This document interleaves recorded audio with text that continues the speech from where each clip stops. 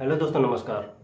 दोस्तों, इससे ठीक पहले जो वीडियो मैंने बनाया था उसमें मैंने आपको बताया था कि AIB 17 यानी कि ऑल इंडिया बार एग्जामिनेशन जो कि आने वाली है वो कब तक हो सकती है।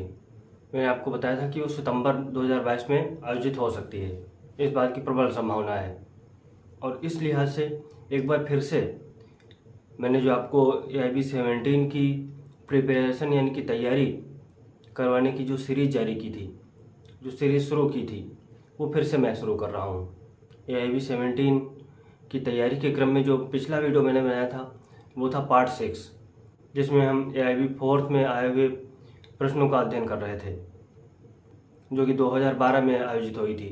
तो आज का ये जो पार्ट है, जो वीडियो है, ये पार्ट 7 है और इसमें भी हम AIB 4th में आए हुए अन्य प्रश्नों का अध्ययन करेंगे। AIB 17 में सफल होने के लिए, AIB 17 को पहली बार में पास करने के लिए बहुत ज़रूरी है कि आप पिछले प्रश्नों का अध्ययन करें। AIB की पिछली परीक्षा में जो प्रश्न आ चुके हैं उनका अध्ययन किया जाए। वीडियो को ज़्यादा से ज़्यादा लाइक कर दीजिएगा और ज़्यादा से ज़्यादा शेयर कर दीजिएगा और चैनल को अगर अभी तक सब्सक्राइब नहीं किया है तो जल्दी से इसे सब्सक्राइब कर लीजिएगा। मैं हूं आपका दोस्त अमरकेश विश्वकर्मा। चलिए दोस्तों, शुरू करते हैं। इस पार्ट का पहला प्रश्न है, रेस सब जुडिस का सिद्धांत उपबंधित है। ऑप्शन का सिविल प्रक्रिया संहिता की धारा 10 में, ऑप्शन खा सिविल प्रक्रिया संहिता की धारा 13 में, ऑप्शन का सिविल प्रक्रिया संहिता की धारा 11 में, ऑप्शन घा सिविल प्रक्रिया संहिता की धारा 14 में। तो इसका सही ऑप्शन है ऑप्शन का, यानी विकल्प का, सिविल प्रक्रिया संहिता की धारा 10 में। एक्चुअली दोस्तों, धारा 10 वाद का रोका जाना के बारे में बंद करती है, यानी कि स्टे ऑफ सूट।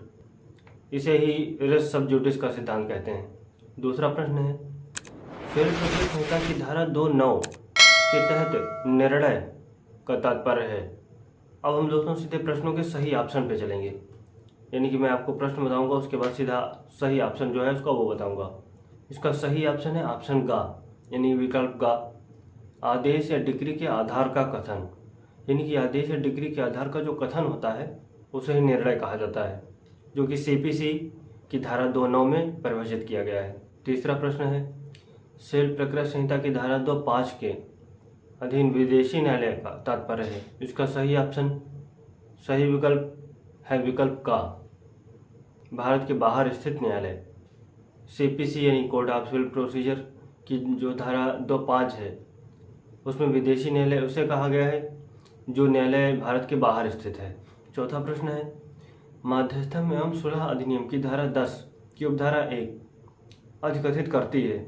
इसका सही विकल्प है विकल्प खा, मध्यस्थों की संख्या के बारे में।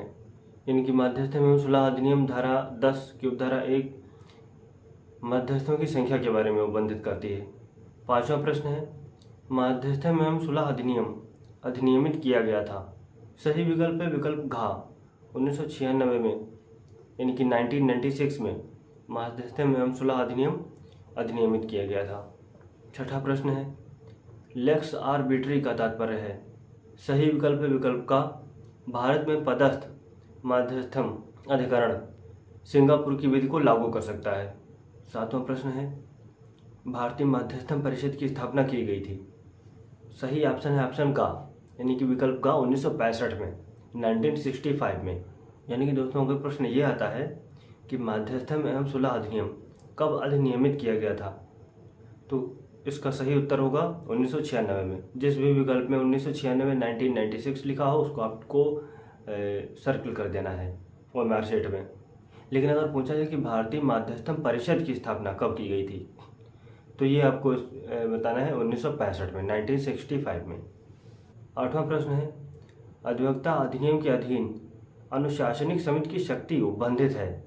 सही विकल्प है विकल्प का, धारा 42 के अधीन। यानी कि धारा 42 जो अधिवक्ता अधिनियम की धारा है उसमें अनुशासनिक समिति की शक्तियों के बारे में बताया गया है। प्रश्न नंबर 9 है, भारतीय विधिक समिति का गठन प्रथम बार सर एडवर्ड चार्नियर की अध्यक्षता में किस वर्ष में किया गया था। सही विकल्प है विकल्प घा, 1923 में। यानी कि 1923 में भारतीय विधिक समिति यानी कि इंडियन बार कमेटी का गठन पहली बार सर एडवर्ड चार्नियर की अध्यक्षता में किया गया था। प्रश्न नंबर 10 है, भारतीय विद्यार्थी परिषद में निम्नलिखित में से कौन पदेन सदस्य के रूप में शामिल हैं? विकल्प का है भारत का महान्यायवादी, विकल्प खा है भारत का महासॉलिसिटर और विकल्प गा है दोनों, का और खा। तो इसका विकल्प गा ही सही है, यानी कि भारतीय विद्यार्थी परिषद में यानी कि बार काउंसिल ऑफ इंडिया में पदेन सदस्य के रूप में भारत का महान्यायवादी और भारत का महासॉलिसिटर दोनों ही शामिल हैं। भारत का महान्यायवादी यानी कि attorney general of India, Bharat का सॉलिसिटर यानी कि सॉलिसिटर जनरल ऑफ इंडिया, ये दोनों ही बार काउंसिल ऑफ इंडिया में पदेन सदस्य के रूप में शामिल हैं। प्रश्न नंबर 11 है, अधिवक्ता अधिनियम कब पुनः स्थापित किया गया था? तो इसका सही विकल्प है विकल्प गा 1961 में। प्रश्न नंबर 12 है, शब्द परक्राम्य लिखत को परक्राम्य लिखत अधिनियम 1881 में किस धारा में परिभाषित किया गया है? इसका सही विकल्प है विकल्प खा धारा 13 में, यानी कि परक्राम्य लिखत अधिनियम 1881 निगोशिएबल इंस्ट्रूमेंट एक्ट 1881 की जो धारा 13 है उसमें परक्राम्य लिखत को यानी कि निगोशिएबल इंस्ट्रूमेंट को डिफाइन किया गया है, परिभाषित किया गया है। प्रश्न नंबर 13 है, परक्राम्य लिखत अधिनियम 1881 प्रवर्तित हुआ था। इसका सही विकल्प है विकल्प गा 1 मार्च 1882 को। परक्राम्य लिखत अधिनियम 1881 1 मार्च 1882 को लागू हुआ था या प्रवर्तित हुआ था।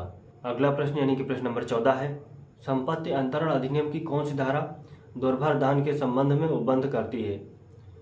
दोस्तों यहाँ पर मैं आपको बता दूं कि जो दुर्भर दान है, ये शब्द जो दो आए हुए हैं दुर्भर दान, इसको इंग्लिश में ओनरस गिफ्ट कहते हैं। दुर्भर दान वो दान होता है जो कठिनता से किया जाता है, बहुत मुश्किल से किया जाता है। ग्रामीण क्षेत्र में कुछ लोग इसको दोभर भी कह देते हैं।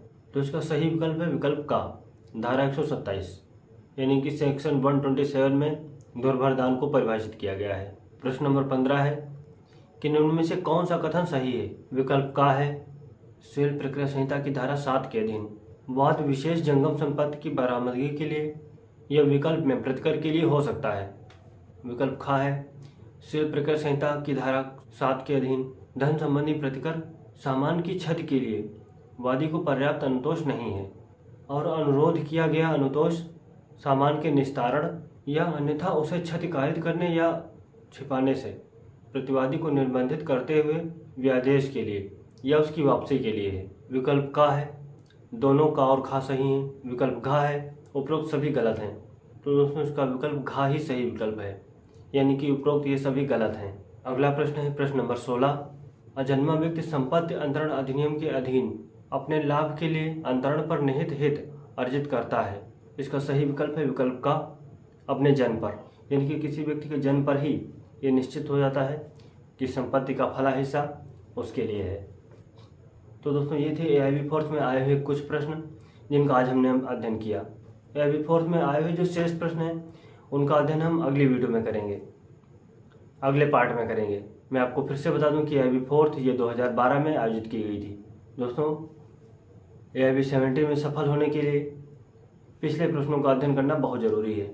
तो बने रहिए मेरे साथ, जुड़े रहिए मेरे साथ AIB 17 को पहली बार में क्रैक करने के लिए। और हाँ, वीडियो को ज़्यादा से ज़्यादा लाइक कर दीजिएगा और ज़्यादा से ज़्यादा शेयर कर दीजिएगा।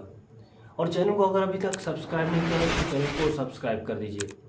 मैं आपसे मिलता हूँ अगले वीडियो में, और इस वीडियो में मेरे साथ आखिर तक बने रहने के लिए आपका बहुत बहुत धन्यवाद।